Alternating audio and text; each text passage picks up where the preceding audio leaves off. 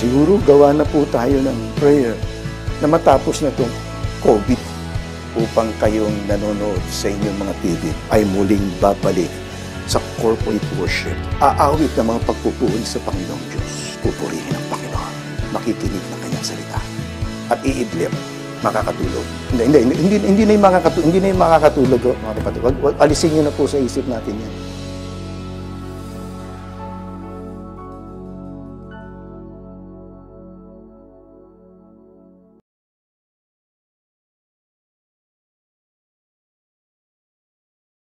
Magandang gabi mga kapatid, Sabado na naman po, oras na naman para sa pag-aaral ng salita ng Diyos. Sandali po tayo manalangin. Amang Diyos na makapangyarihan sa lahat, salamat po muli sa isa na naman pagkakataon na makakarinig ng iyong salita na matututunan namin kung ano ang mga gusto mo at hindi mo gusto sa aming relasyon sa iyo. Salamat po sa nakaraang isang linggo ng iyong pagpapala, ng iyong provisyon, ng iyong proteksyon. Salamat po na kahit ongoing pa rin ang pandemic, alam po namin, Lord, na unti-unti inaangat mo na kami, unti-unti na ibabalik na kami. At salamat sa katatagan ng pananalig na binibigay mo sa amin. At salamat na mas tatatag ang panalangin na yan, mas mag-aral kami ng iyong salita. Lahat ng ito, Ama, para lamang sa kapurihan ng iyong pangalan, habang binubuksan mo ang aming mga mata at ang aming mga tainga para marinig at makita ang inyong mga sasabihin sa amin sa gabi nito. For your praise and glory alone, in Jesus' name, Amen. So bago tayo magsimula, mayroon tayong napaka-espesyal na special number pa, o diba, na manggagaling sa isang Bible study na kinabibilangan ng ating minamahal na Pastor Benji, ang The Sowers Bible Study Group.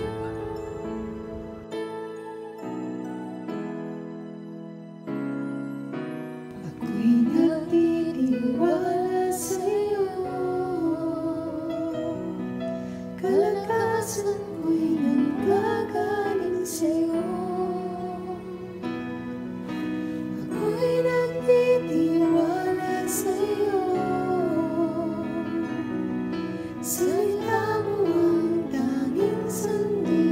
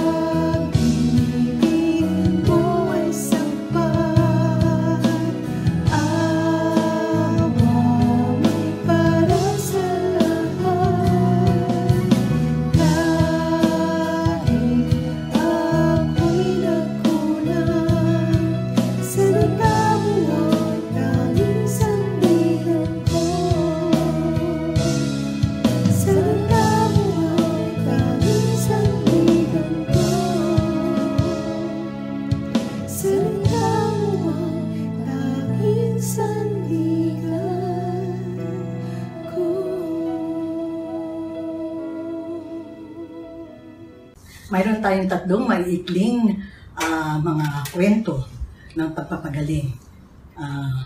Katulad ng sinabi ko sa inyo last time, maikli pero malalim ang ibig sabihin. So simulan natin doon sa una, si Bartimaeus ang bulag. Basahin natin sa Mark chapter 10 verses 46 to 52. Then they came to Jericho. As Jesus and his disciples, together with a large crowd, were leaving the city, a blind man, Bartimaeus, that is, the son of Timaeus, was sitting by the roadside begging. When he heard that it was Jesus of Nazareth, he began to shout, "Jesus, Son of David, have mercy on me." Many rebuked him and told him to be quiet, but he shouted all the more, "Son of David, have mercy on me." Jesus stopped and said, "Call him." So they called to the blind man, "Cheer up, on your feet, he's calling you."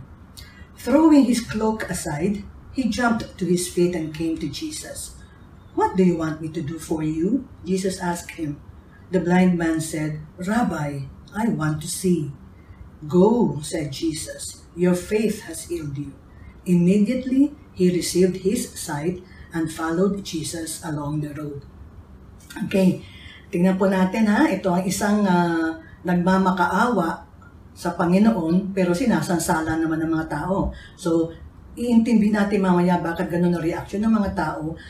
Pero tingnan muna natin ang dalawang bagay na sinabi niya nung tinatawag niya si Jesus. Sabi niya, Jesus, Son of David. Kailangan maintindihan natin na sa Biblia, pag ginamit yung salitang son, hindi lang yung directly anak mo. Son means descendant. So pwedeng anak ng anak mo o anak ng anak ng anak mo. In other words, son could mean descendant. Not necessarily son na anak lang. Okay? So bakit ganun? Saan ba galing yung Son of David? Kasi naniniwala ang mga Hudyo sa pangako ng Panginoon sa Old Testament na ang Messiah na ipadadala niya ay manggagaling o magiging descendant ni King David. Yun ang pangako niya kay King David. So, pag sinabing Son of David, descendant ni David, at yung son na yun ay ibig sabihin, siya yung Messiah. Kasi nga manggagaling sa descendancy ni David. So, nung sinabi niyang Jesus, Son of David, actually sinasabi niya, Jesus, the Messiah. So, ini-express niya dito yung paniniwala niya, yung tamang paniniwala that Jesus is the Messiah. So, bago natin tingnan bakit siya sinansala ng mga tao, tingnan muna natin. Ang usage ng Son of David, popular yan sa Old Testament. Kasi ang mga Hudyo, sila yung pinakuan nito ng Panginoon, di ba? Sa New Testament, kaya hindi siya popular. Kasi ang New Testament ay composed mainly of Gentile believers. O naaalala natin, di ba? Jews and Gentiles, yan ang description ng mga tao sa Old Testament. Jews, at pag hindi ka Jew, Gentile. Kahit ano pang nationality yan. Jews, Gentiles. Now, sa New Testament, they were mostly Gentile believers. So, wala silang masyadong naintindihan dyan bilang connection dahil hindi sila Hudyo. Pero, para doon sa mga Jews na tumatanggap din kay Jesus as Savior and Lord, sinulat din ni Peter sa Acts at saka sinulat din ni Paul sa 2 Timothy that Jesus is indeed the Son of David. Hindi natin mabasahin yung mga verses na yan. It's enough for us to know na Old Testament, New Testament, hindi nagbago yung title ni Jesus. At kahit New Testament na to, dahil siya ay Hudyo, si Bartimaeus, so alam niya na si Jesus yung Messiah. Okay? So seta na tayo doon sa bakit niyang tinawag ng Jesus, Son of David. Okay? Now, tignan naman natin, ano ba ang gusto na isang bulag? Siyempre, ang makakita, di ba? So, nung tinawag niya si Jesus, Jesus, Son of David, bakit hindi niya sinabing, heal me of my blindness, or restore my sight? Ano ang hiningi niya? Sabi niya, Jesus, Son of David, have mercy on me. Have mercy on me. By asking God for mercy, ina-acknowledge ni Bartimaeus na siya ay makasalanan. Kasi naniniwala ang mga Hudyo na yung illness, physical deformities, physical defect, lahat ng ito ay bunga ng kasalanan. So dahil siya ay mayroong physical disability, So, inaari niya na bunga ito ng kasalanan. At ano ba ang kailangan mo pag ikaw ay nagkasala? Hihingi ka ng habag, hihingi ka ng tawad sa iyong kasalanan. Kaya ganun yung sinabi niya kay Jesus. Jesus, Son of David, have mercy on me. In effect, Jesus the Messiah, patawarin mo ako, nagkasala ako. 2 beses niya sinabi yun, doon sa second time, at saka siya tinawag ni Jesus. Ipinatawag siya ni Jesus. Bago siya ipinatawag ni Jesus, pinipigilan siya ng mga tao, di ba? Bakit nila pipigilan ng isang tao na gustong humingi ng awa, gustong humingi ng kagalingan sa Panginoon? Ito ay bunga ng mindset na nakuha nila dahil sa mga teachings ng mga scribes and Pharisees. Yung mga scribes and Pharisees, katulad ng mga sinabi ko ng mga una pang Bible studies, meron silang categories ng mga tao.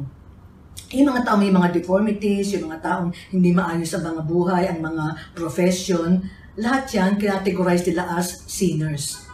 So, para sa kanila, it's either because Bartimaeus was a sinner, hindi niya deserve na lumapit kay Jesus, kaya sinasansala nila siya.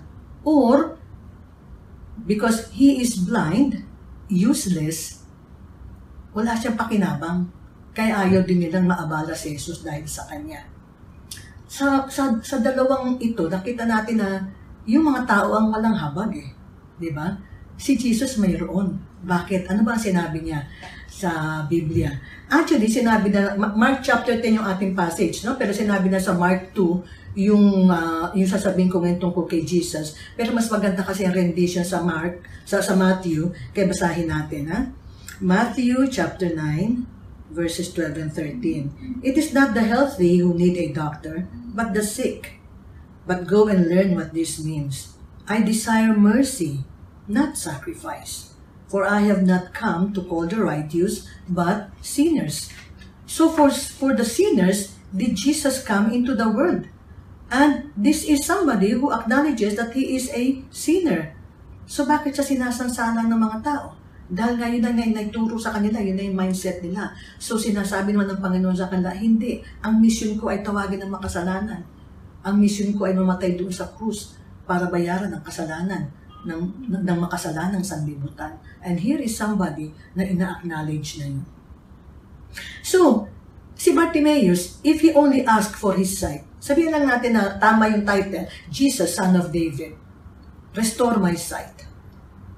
Kung ang hiningi lang niya ay kagalingan ng mata niya, makakita siyang muli. Physical healing lang eh. Physical healing lang, hindi madidil yung sin issue. Kaya nung sinabi niya, have mercy on me, humihingi siya ng tawad, ina-acknowledge siya na siya ay makasalanan. So, ang dinidil sa kanya ng Panginoon, at gusto marinig sa kanya ng Panginoon, yung acknowledgement that he is a sinner, and that his blindness, as they believe, was a consequence of sin. And so, if the Lord will cleanse him from sin, he will be restored. He could be restored. So, pinatawag siya, di ba? Nung humarap na siya kay Jesus, si Jesus naman nagtanong ng strange na question. Ano sabi ni Jesus sa kanya? What do you want me to do for you? Tinatanong pa ba yun? Siyempre bulag, edi hihingi ng restoration ng sight. Di ba? Of course, alam naman natin na hindi tayo nanimiloso po dito, pero may purpose si Jesus. What do you want me to do for you? Kasi nakita ng Panginoon na tama yung puso niya, tama yung pagkakilala niya sa Panginoon. So now, na nalinis kita sa iyong kasalanan, ano ang gusto mong gawin ko para sa iyo? Now, He is asking the man to state his personal and real concern, which is to have his sight back. At yun nga sinabi niya, di ba? Ano sabi niya? Rabbi, I want to see. Pagkasabi niya ganun, anong sagot ni Jesus? Go! Your faith has healed you. Go! Wala na aayusin sa iyo. Maayos ka na spiritually. Ngayon, maayos ka na rin physically. At aayos na ang buhay niya kasi magiging normal na. Okay? Pero, meron pa tayong isang titignan. Bakit na doon sa verse 50, tignan natin. Bakit nung tinawag siya, itinapon niyan pa isang tabi, yung cloak.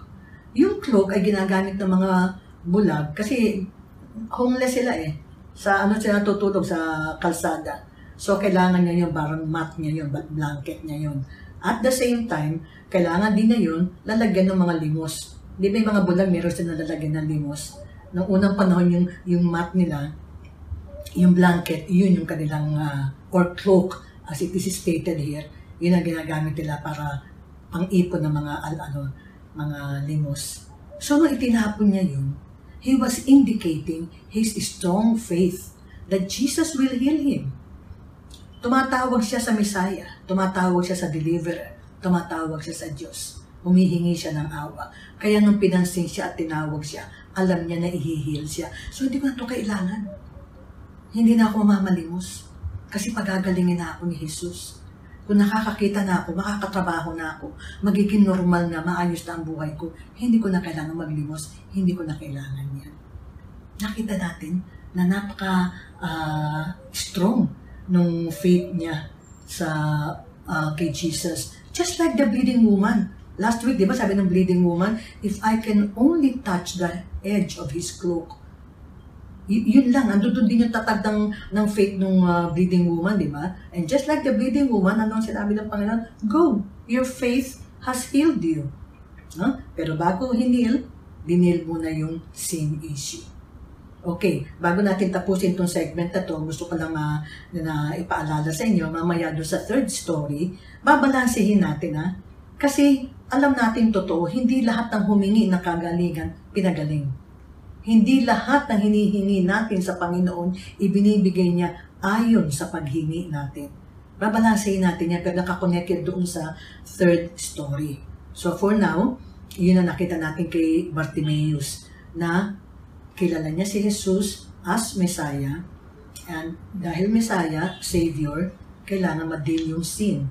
Pag na-deal yung sin at nawala yung consequences, then the person can be made whole again. Now, he is whole. Now, he can go and live a normal life. You see what we get? Pag lumalapit tayo sa Panginoon, maayos ang buhay natin. Ito ba? So, doon tayo ngayon sa pangalawa.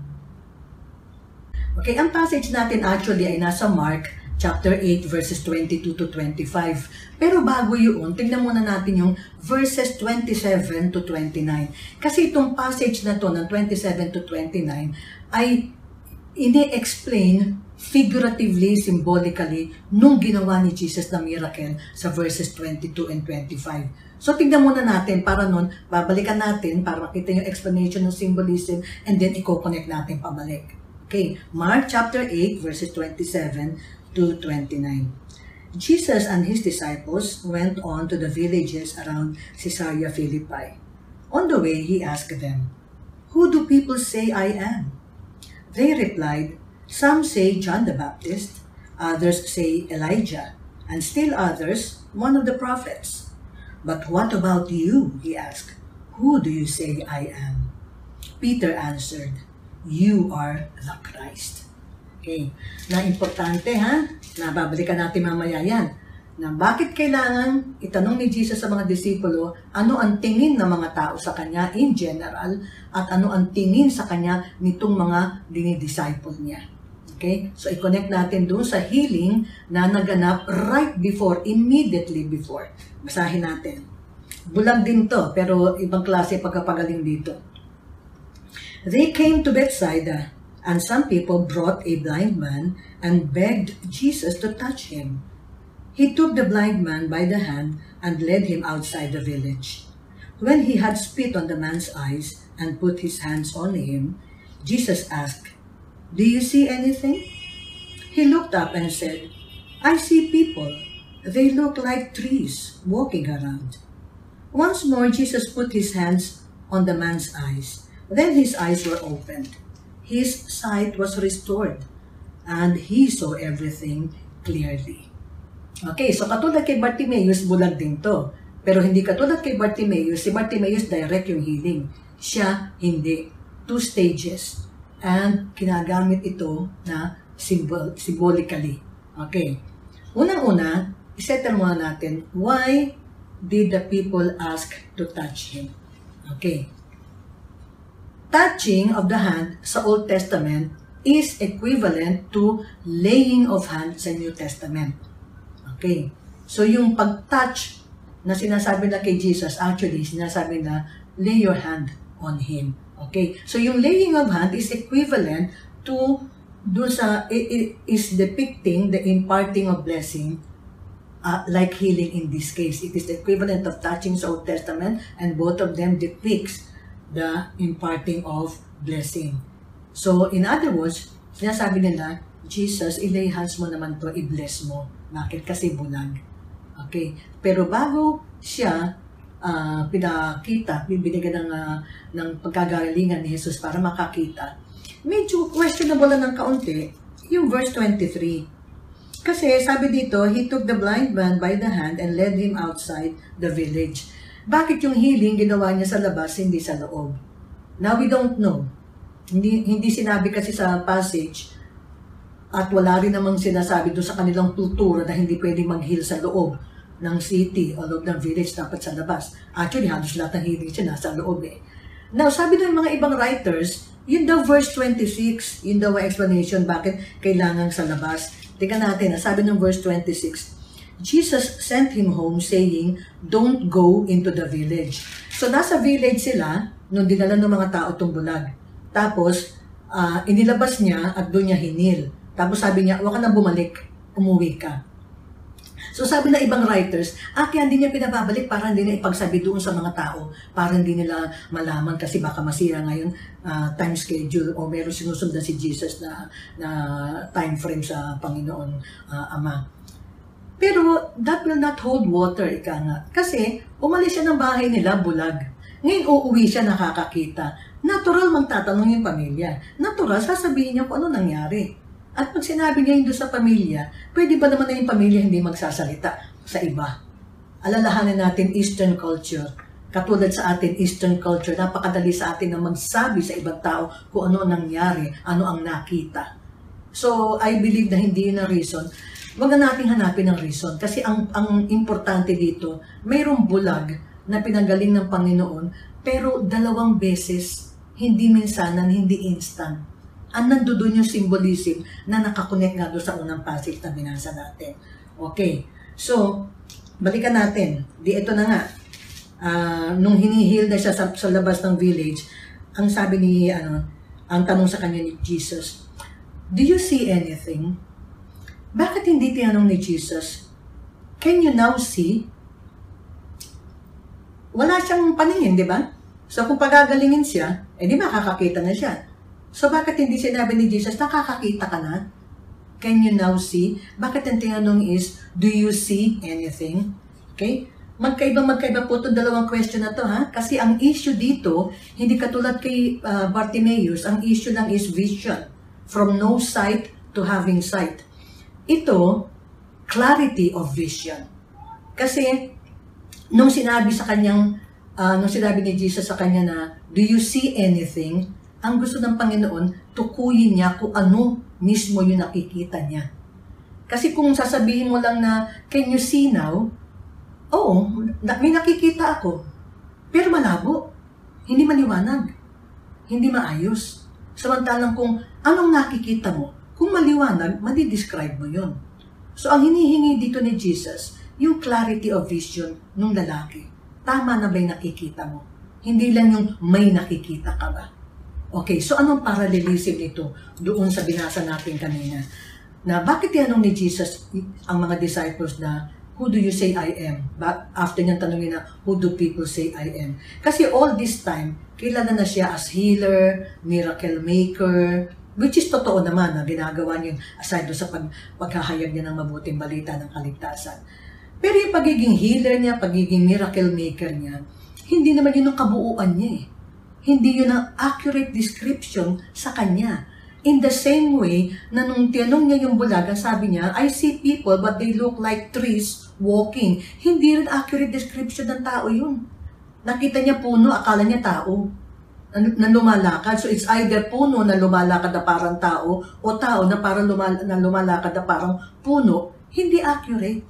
Hindi rin accurate yung sinabi ng mga tao na who do people think I am? May nagsabing si Elijah, may nagsabing si John the Baptist, at mayroon pa nagsabing, siguro yung mga iba pang propeta. Kaya nga sinabi nung bulag sa kanya na, I see people like trees walking, tinouch uli ni Jesus yung mata niya. Nung tinouch uli, at saka lang siya nakakita ng maayos. Sinabi dito, his sight was restored and he saw everything clearly. He needed a second touch kasi hindi accurate yung una. So, ganun din do sa pagkakatanong ni Jesus to sa mga disciples na, who do people say I am? Babalik daw kasi si Elijah, di ba? At si John the Baptist. So either of these two, or maybe some other prophets. Ano ang kaibahan? These people are godly, but not God. These are godly people, but not God. Nung si Peter ang nagsalita on behalf of the rest, anong sabi niya? We believe that you are the Christ. So sinasabi niya, you are God. Ang tingin nila ay katulad ka ng iba na godly. Sinasabi ni Peter, no, ang tingin namin sa paniwala namin, ikaw ang Diyos. You are the Christ. Accurate yung second. Yung first, hindi. Kasi Elijah daw, John the Baptist daw, hindi accurate. Katulad doon nakita ng bulag kanina na para daw tao na parang puno na lumalakad. Hindi rin accurate. Okay? Now, ano ba ibig sabihin ng Christ? Yung Christ is a Greek word which means anointed one. Ang equivalent niya sa Hebrew ay Messiah. So, sa Greek, Christ. Sa Hebrew, Messiah. Literally, it means anointed one. Symbolically and figuratively, it means the deliverer, the Savior. Jesus is the Savior. Jesus is God. Not godly, katulad ni Elijah at John the Baptist. Hindi accurate description, but God the Christ. That is the accurate way of seeing Jesus as God the Savior. So nakita natin yung parallelism. The blind man needed a second touch para yung nakikita niya ay accurate. Now, the disciples had to be asked again, ano ba ang tingin ninyo sa akin? Pareho ba nung tingin nung iba? Okay? So, from isang hindi accurate, sa second touch naging accurate. Yung paningin ng bulag. Sila naman doon sa unang tanong, hindi accurate in description. Pero sa pangalawang tanong, sinabi ni Peter, ito yung tama. Ito yung accurate. You are the Messiah. You are the Son of God. So napakahalaga nito mga kapatid. Kasi katulad nga nung kanina kay Bartimaeus, na kung physical lang, ang pakinabang natin sa Panginoon, katulad nga na sinabi ko last week, di ba? The devil comes only to steal, kill, and destroy. But I have come that they might have life and have it to the full, sabi ng Panginoon. So sa Panginoon, hindi lang physical. Kabuuan. Yung kabuuan. Kaya nga, unless we see Jesus accurately for who He is, the Messiah, the Savior, pupunta ka lang kay Jesus kasi may kailangan kang healing, may problema ka, may sakit ka. Mahihil lahat yun. Physically, what about the spiritual? Unless you see Jesus accurately, spiritually as the Savior, hindi mo hihilingin na yung Savior patawarin ka sa kasalanan mo at pumasok sa buhay mo. Ang hihingin mo lang yung physical healing. Siyempre, gustong-gusto ng kalaban yun. Bakit? Gusto niya mahil yung katawan mo. Bakit? Mawawala din naman yun mapupunta sa kanyang kaluluwa mo. Hindi. Ang gusto ng Panginoon, mawala man yung katawan mo, sa akin ang kaluluwa mo. Doon tayo eternal life sa itaas. So, nakita natin, it is very important that we tell others the right description, the right way about Jesus. That He is the Messiah who offers eternal life. That He is the Messiah who died on the cross for our sins. Okay? So, ang tanong ngayon dyan, do we know Jesus accurately? Do we know Jesus as the Messiah? As the Savior and Lord? If not, then we also need a second touch. Hindi accurate yung pagkakilala natin sa Kanya if we don't know Him as Savior and Lord. We need a second touch. Pero, if we already know Him as Savior and Lord, do we tell others about Him, that Jesus is the Savior and Lord? They also need a second touch. baka hindi rin tama pagkakilala nila sa Panginoon. Ipakilala natin ang Panginoon for who He is, the Savior. Not just the healer, the Savior of mankind's sin. So, now, naiintindihan natin kung bakit magkasunod ang pagkaka-report ito sa ano? Because one explains the other, and the second one supports the symbolism of the first miracle. So, dalawang miracle tayo about sight. Yung pangatlo, iba. Sabi ko nga sa inyo last week hihingi na kagalingan pero humingi mo na ng permiso kung pwede ba. Napaka-noble naman itong tao na to. Bakit kaya? Hindi siya bulag ha. Iba naman ang hihingi niya sa Panginoon. Okay? So, basahin natin siya sa Matthew chapter 8 verses 1 to 3. Bago pala natin basahin sa Matthew chapter 8 verses 1 to 3 dito sa pangatlo. Nakalimutan ko palang sabihin kanina. Di ba na yung pangalawang bulag na inilabas ni Jesus ng village at doon niya hinil. Diba? So, sabi natin, even the fascists cannot substantiate why it has to be done outside the village and not inside. So, isa pong prinsipyo yan sa Bible interpretation, ha? Na pag meron tayong nabasa at wala naman sinasabi sa Biblia o kahit sa external sources kung bakit, huwag na nating hanapin. Kasi, ang prinsipyo sa pagkakasuot ng Biblia ay nakabase sa Deuteronomy 29:29. One of the principles needed for interpretation. The secret things belong to God, but the revealed things belong to man. So God reveals things to us as we need to know. Others na hindi niya gustong i-reveal, kanya na yun. Karapatan niya yun bilang Diyos. Huwag nating hanapin. Kasi sa kahahanap natin, kasi search natin, natural yung kabila, willing and able. Naghahanap ka, eto halika. Ito ang sagot. Kaya marami nagsimula sa Biblia, nagbasa ng tama, maayos yung motivation, maayos yung paniniwala, pero dahil sa kahahanap doon sa hindi naman dapat hanapin, nalihis. Nahila kasi doon sa kabila na nag-offer na hinahanap mo, eto. Ang sabi ng Panginoon, ito lang yung gusto ko malaman mo as of now. Ang Biblia kasi, ang sasabihin niya, yung kailangan nating malaman. Alam natin lahat yan, apakadaming mga unanswered questions sa mundong ito, hindi lamang sa Biblia. Even in this very life, wala tayong sagot. Because the answers may not be meant for this lifetime. It could be meant for the other lifetime, for the other life, or maybe not at all. Ang importante is, whatever the Lord allows, doon lang tayo. Okay po? Sige, basahin natin itong pangatlo, Matthew chapter 8 verses 1 to 3. When he came down from the mountainside, large crowds followed him. A man with leprosy came and knelt before him and said, Lord, if you are willing, you can make me clean. Jesus reached out his hand and touched the man. I am willing. Be clean. Immediately, he was cured of his leprosy. So, immediately ito, kamukha kay Bartimaeus. Okay. Now, again, two things. Kay Bartimaeus, why did he say, Jesus, Son of David? And why did he say, have mercy on me? Not restore my sight? Ito naman, anong sabi niya? Una, tinanong niya si Jesus, if you are willing. Okay? Pangalawa, make me clean. Hindi alisin mo yung aking leprosy. Okay, tingnan mo natin yung umpisa. Why did he give Jesus the option of being not willing to heal him?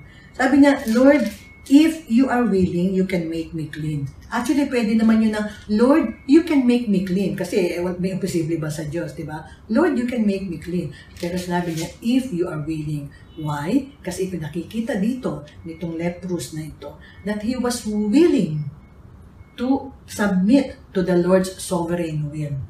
Kasi, hindi lahat ng humihingi, binibigyan.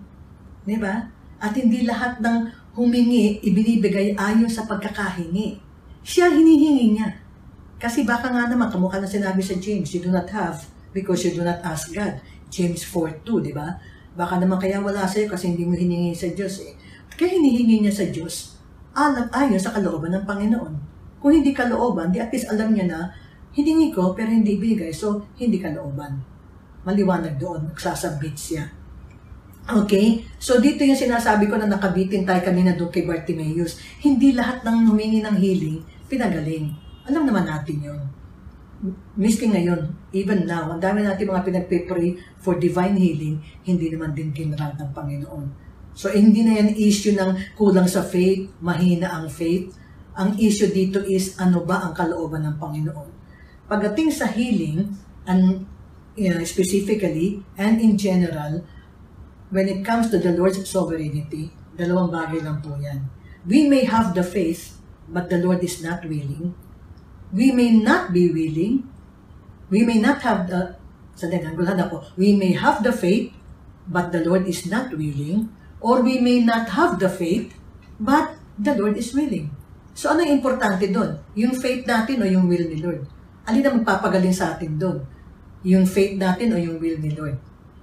When the Lord wants the faith, you have to have the faith so the healing will happen. But sometimes the Lord does not even demand the faith, but He is willing to heal. So alin doon ang sovereign? Alin doon ang mas nasa itaas? Yung sovereignty ng Panginoon. No? So dapat nagsasubmit tayo na pag humingi tayo ng healing kay Lord, whether our faith is strong or not, dapat ando doon yung ating kagustuhan na mag-submit sa kalooban ng Panginoon. Kasi even if He doesn't heal us, alam natin mabuti ang Diyos. Mabuti ang Diyos. Kahit hindi niya ibigay yung hinihingi natin, it doesn't mean na may kakulangan yung buhay natin. He is always willing to give us whatever we need to live a meaningful life, to lead a full life. Not necessarily according to sa pagkakahingi natin, but according to sa binibigay niya na alam niyang kailangan natin. Okay po? Liwanagin natin yun, ha? Kasi yung iba kasi sinasabi, mahina kasi ang faith mo kasi wala kang faith, kasi kulang ang faith. As if your faith is the determining factor. No, it is the will of God. Although sometimes He looks for faith, and there are times when He doesn't. So we have to submit. Okay? So nakita natin itong leper. Now, why am I making a big deal out of this? Hindi siya bulag Leper siya Kaya ang hiningi niya is, hindi yung pagalingin yung leprosy niya, kundi make me clean. Bakit? Okay? Kasi yung pagiging leper, okay, that is the ultimate in uncleanness pagdating sa mga Hudyo. Unclean ka pagka yung kamukha yung babae na may bleeding issue. Unclean ka kung bulag ka. Unclean ka kung hindi ka makalakad kasi classified ka as sinner. Lalo naman ito, very undesirable. Hindi na natin babanggitin kung ano itsura na isang leper. Pero kung ikaw yung leper, diretso, Lord. Alisin mo, pagalingin mo ako. Diba? Kasi nga nakakadiri itsura mo, walang gusto lumapit sa iyo Actually, taga walang gusto lumapit. At walang lalapit kasi they are being asked to leave their houses and their families, to live somewhere sa may labas ng village, kung hindi masyadong matindi. Pero yung mga matindi talaga na disfigured na, mayroon silang sariling parang kuweba na malayo talaga sa village. Can you imagine kung ikaw yung leper? Di ba? Nandoon yung, Lord, pagalingin mo na ako. Wala nang tanong-tanong na, Lord, kalooban mo ba? Nandoon na agad yung, pagalingin mo na ako. Bakit? Bukod sa masakit yun, hindi maganda, malayo ka sa pamilya mo, hindi ka maka-worship sa temple, socially, ang mga tao, nilalayo ang kapinandidirihan ka. So, nakikita natin how noble this leprous man is, na ang mas inintindi niya na kung kalooban mo, Lord, nang ibabaw sa kanya yung kalooban ng Panginoon kaysa doon sa kagustuhan niya na gumaling. Hindi po ba? Ako, aminin ko, siguro pa ako yung may leper. Diretso talaga, Lord, please have it in your will. Lord, loobin mo. Pagpipilitan ko talaga. Kasi ang hirap. Pero siya, very noble. And to think na pinandidirihan sila, ang tingin sa kanila basura Inilalayo, itinatapon. But very noble. Kaya nung sinabi ng Panginoon nung sinabi niya sa Panginoon, if you are willing, kaagad sinabi ni Jesus, I am willing. Tinouch pa siya. Okay? Bakit siya tinouch? Kasi touch is what they really miss. Yung tignan sila sa malayo lang, okay na rin yun. Pero nobody will touch them. Jesus touched him. Napakahalaga sa isang leprous yung hindi siya pinandidirihan. Much more, yung hawakan siya. So, touching a person, touching the leper, the leprous person, is the Lord's way of showing His compassion. Naintindihan ko yung nararamdaman mo. Naintindihan ko what you are going through. That's why tinatch niya with compassion. Sa atin na dito, ang ano natin is, maliban pa doon sa he placed himself under the will of God, nandoon na ang gusto niya, hindi lang physical healing, katulad ni Bartimaeus. Kasi if he will be made clean, alam na natin na paniwala nila yon na if something is wrong physically, may kasalanan at consequence yun. So yung sinasabi niyang make me clean, humihingi siya, nalinisin siya, hindi lamang physically, unang-una, spiritually. Kasi nga naka-cut off siya sa templo. Emotionally, kasi malayo siya sa pamilya at sa mga tao. So, kung make clean, yung hindi lamang physical wellness, he will be made whole, he will be restored. Maaayos yung sin issue sa kanya katulad kay Bartimaeus. Kaya na siya marirestore. So, being made clean entails physical, emotional, spiritual, social healing. Hindi lang physical. Nakita natin, ito yung taong binabasura nila. Napaka-noble na intention. Di ba? Okay? Now, Jesus touched him. Sabi nga natin, touching is our way of showing compassion. Sa atin po, anong effect nito sa atin? Are there people in our life that we treat like lepers? Nilalayuan natin, hindi natin gusto. Pinandidirihan natin, ayaw natin kasama. Walang ginawang ganon si Jesus. Lahat ng tao na basta lumapit sa Kanya, tinouch pa nga niya eh. Well, it need not be physical touch, pero yung touch of compassion, yung compassion ng Panginoon, para matulungan natin sila makarecover kung ano man yung whatever it is that is keeping them from being whole. There is something in other people that makes them repulsive. That's why people don't like them. That's why people treat them like lepers, being shunned aside. There is something in them.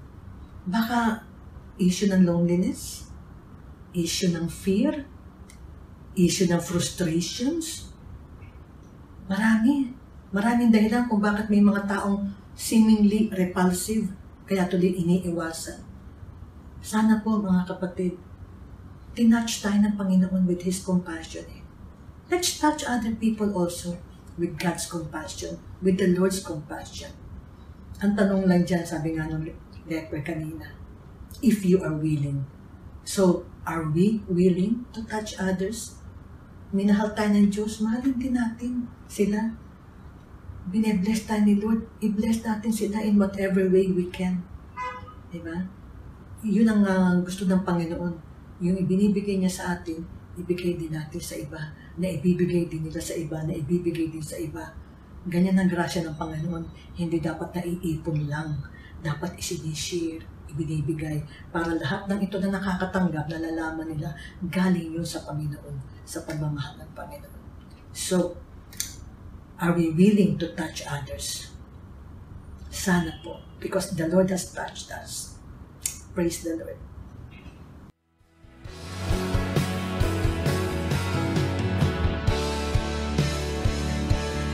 Siguro gawa na po tayo ng prayer na matapos na itong COVID upang kayong nanonood sa inyong mga TV ay muling babalik sa corporate worship. Aawit ng mga pagpupuri sa Panginoong Diyos. Pupurihin ang Panginoon.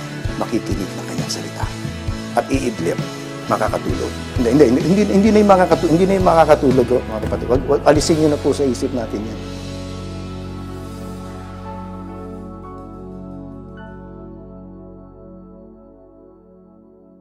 Bago tayo tuluyang magwakas, pakinggan po natin muli ang isang espesyal uli na awitin galing sa This Hours Bible Study Group.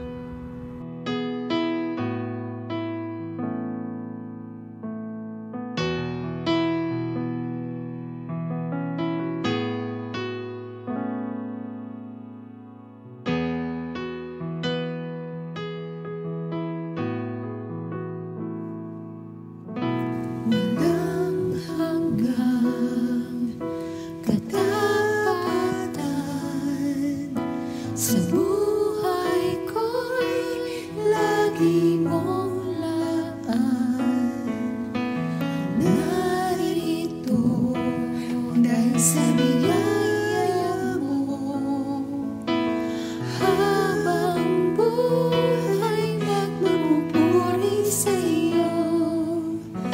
Pupurihin ka sa awit, tataas ang aking tinig, tatanghal sa buhay ko'y tanging ikaw, O Diyos.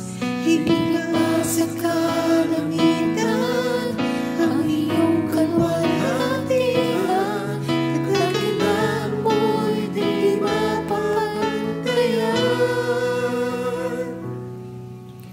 Walang hanggan katapatan sa buhay ko'y lagi mong laman. Narito dahil sa biyaya mo, habang buhay magpupuri sa iyo.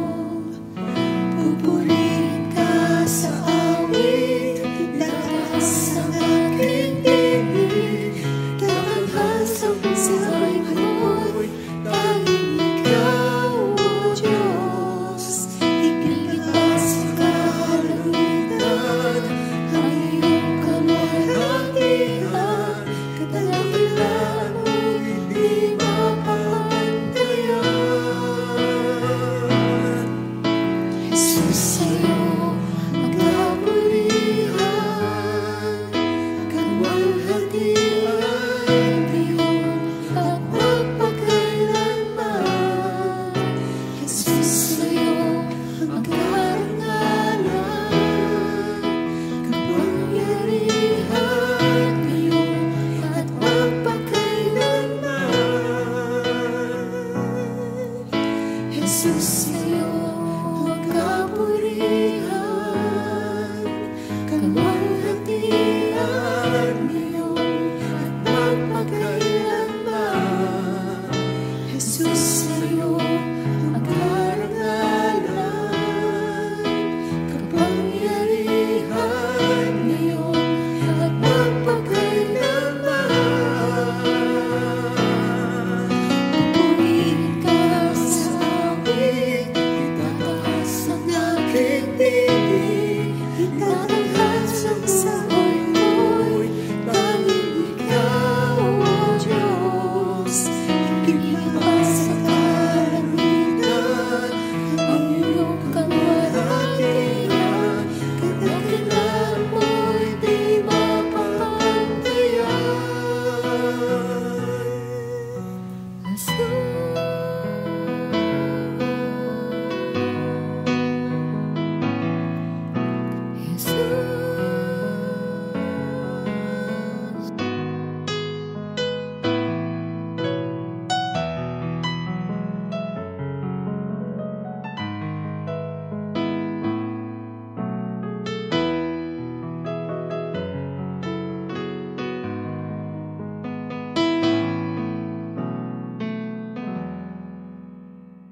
So mga kapatid, sa natutunan natin ngayong gabi, dito sa tatlong characters na ito, na sa example ni Bartimaeus, na importante yung strong faith. Sa kaso naman itong si leper, na importante nagpapasakop din tayo sa kalooban ng Panginoon. At doon sa example naman yung pangalawa, yung bulag, na hinil outside the village, hindi lahat ng tanong may sagot. Makontento tayo. Kung ano ang gusto ng Panginoon, so be it. Para hindi tayo nalilihis. Diba? Pero sa kanilang tatlo, ano yung nag-iisang common thread? The Lord loves us. The Lord is willing to restore us. But we must be willing first to approach God in faith, in humility, and in acknowledgement that we need the Lord. Okay? Magbakas tayo sa panalangin. Amang dakila at makapangyarihan sa lahat. Salamat po muli sa mensahe ng mga kwento, ng mga pagpapagaling na ginawa mo. Salamat po, Lord, that sometimes we need to hear of others for us to realize mga maling paniniwala namin, mga maling pag-intindi namin. Salamat po, Ama, na binubuksan mo patuloy ang aming mga mata at isipan para mas makilala ka namin, mas makita ka namin, at mas mag-improve ang relasyon namin sa iyo as our Father, as our Lord and Savior. At mas mas tumibay ang aming desire to reach out to others as well, out of compassion coming from you. We praise you and thank you, Father God, for loving us. You are good. You are a good God. You are a loving God. We praise you and thank you in Jesus' name. Amen. So next week, dalawang characters naman. Yung isa, humingi ng healing hindi para sa kanya, hindi para sa pamilya niya, kundi para sa ibang tao na hindi naman importante sa kanya. Yun namang isa, humingi ng healing para sa anak niya. Pero 2 beses, hinindian ng Panginoon bago pumayag ang Panginoon. Tignan natin next week. Iba na naman ang pamamaraan ng Panginoon. Pero pareho pa rin ang ibig sabihin. The Lord is a gracious and compassionate God. Okay? So let's learn more of our Lord in next week's lesson. So until next week, mga kapatid, stay happy, stay safe, stay having strong faith in the Lord, and let's be compassionate for the Lord.